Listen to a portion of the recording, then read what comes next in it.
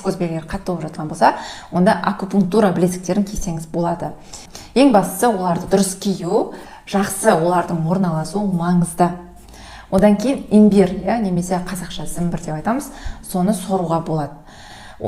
Имбирді жұқалап кесіп, оның бөліктерін күні бойы сорып жүруге болады.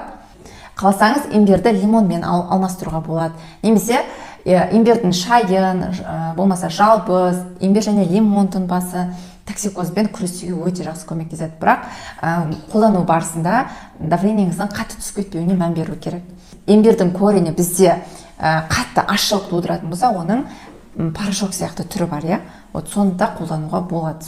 Шайға араластырып қолдануға болады, немесе суға араластырып қолдануға, прямо қатты тошнота болып жатқан кезде ол өте күшті көмектеседі.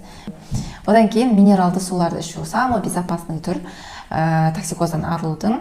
Минералды су болса токсикоз белгілерін жеңілдетеді, және бұл баршамызға қолжетімді болып табылады. Күніне 2 стакан минерал суын ішу жеткілікті. Химиялық құрамы бойынша бізде өте күшті токсикозға себеп болатын минералканың түрі, ол магний донат деп аталады.